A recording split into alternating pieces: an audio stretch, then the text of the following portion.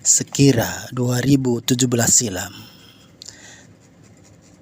di antara pukul 22 ketika kulihat jam di layar gawaiku, mobil yang ayah kendarai bersamaku tengah melaju dalam perjalanan di jalur Solok menuju Padang.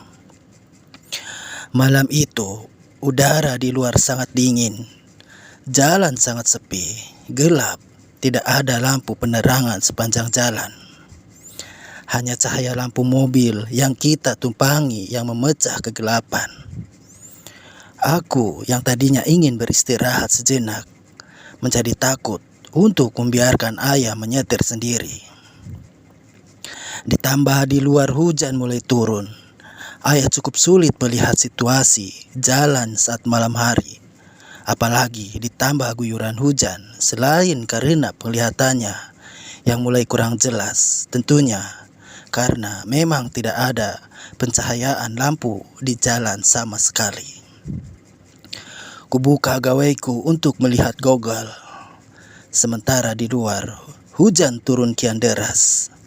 Ayah beberapa kali melihat kaca spion mobil seperti memastikan ada kendaraan lain yang melintas di jalur ini. Namun, nihil, malam itu benar-benar sepi mencekam. Pepohonan di kiri kanan jalan seolah membawa perjalanan kami semakin dalam menuju kegelapan.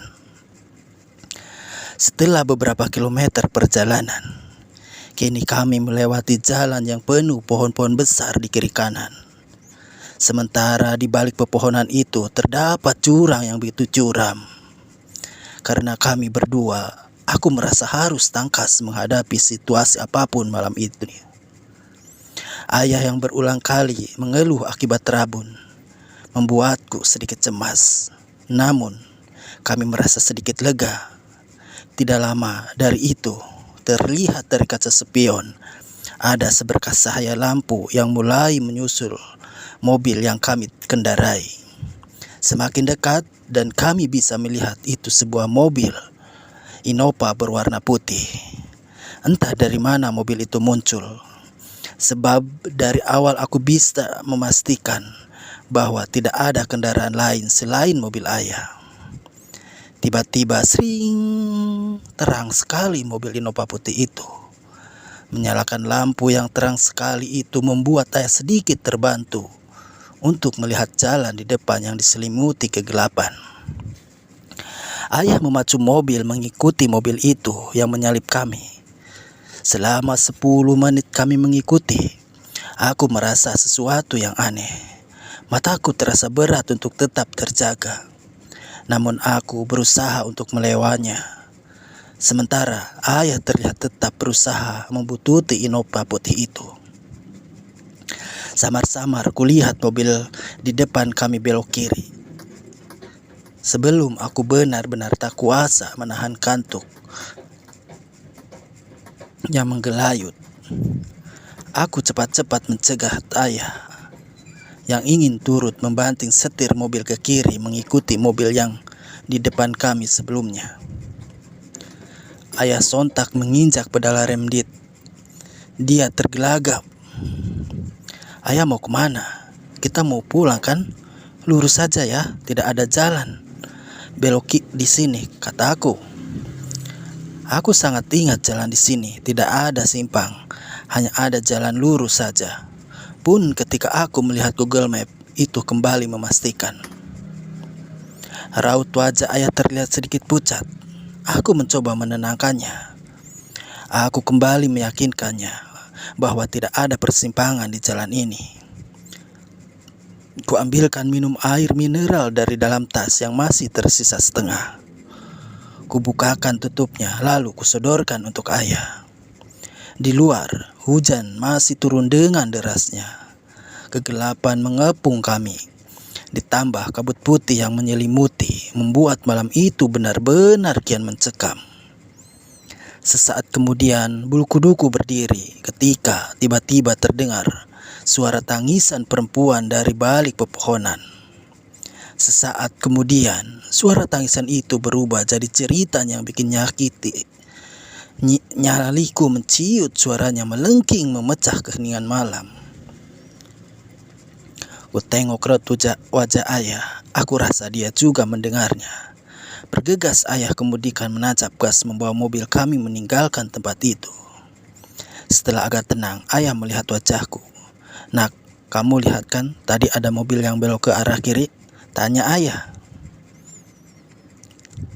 "Nak, ayah serius.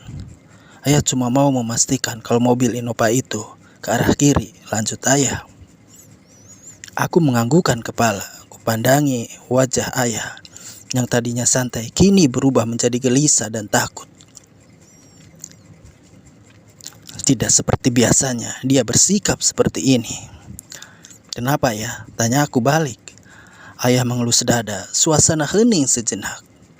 Udara di dalam mobil terasa gerah sekalipun pendingin tetap menyala. Suara jeritan perempuan yang masih terngiang memacu detak jantungku hingga tubuhku terasa panas dingin.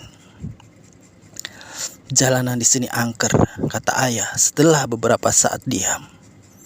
"Di sebelah kiri kita tadi itu jurang. Ayah tahu itu, tapi ayah tidak tahu kenapa ingin mengikuti mobil itu. Ayah merasa seperti setengah tidak sadar jika kamu tidak menghentikan ayah."